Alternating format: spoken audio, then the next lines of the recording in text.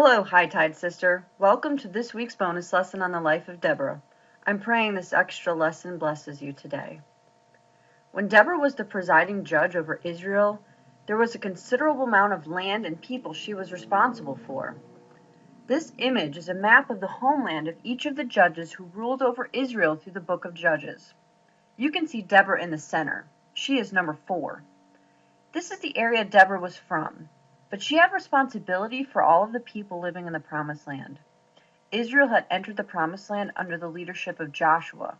However, they had not fully conquered and removed all of the people that were living in this land.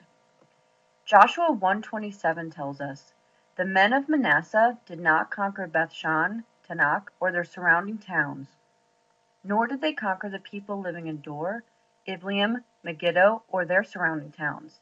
The Canaanites managed to remain in those areas." Joshua 1:29 says something similar.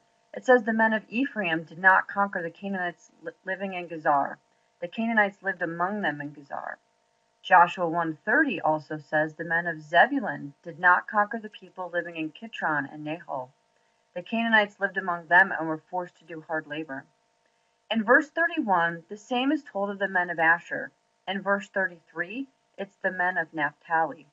And in verse 34, it's the men of Dan. So you can see by this map all of the different areas in the Promised Land where the enemies of Israel were living, even though they had conquered the land. By not fully conquering the land and allowing other people groups to live among the Israelites, they experienced much more difficulty and oppression over the years. As their generations died and new ones grew up, often they fell into the cycle of disobedience that we studied this past week. Deborah was faithful to God and led with Barak to conquer the Canaanites. You can see from this map the battle area and the tribes that were involved. The dotted blue line shows where the army was routed down the Kishon River. Notice where Sisera was killed. It's the opposite direction of where the troops he led were chased. We know that after Sisera was killed, the land was peaceful for 40 years, and then the cycle started all over again. God promised Israel the whole land, but they never fully possessed it. Let that sink in a moment. They never fully possessed it all because they allowed the enemy to live among them. What parallel does that have in your life? What promises has he given you that you've never fully possessed? What enemy do you allow to live in your life without fully eradicating it? The Promised Land was around 300,000 square miles.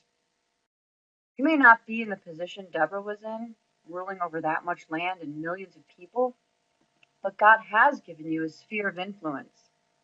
If you aren't diligent to get rid of the enemy of pride, greed, self-loathing, insecurity, arrogance, disobedience, or whatever else may be encamped in your sphere, you will struggle just like the Israelites did.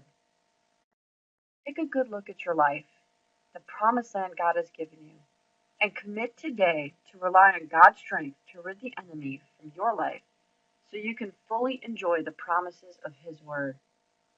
I'm praying for you, my High Tide sister.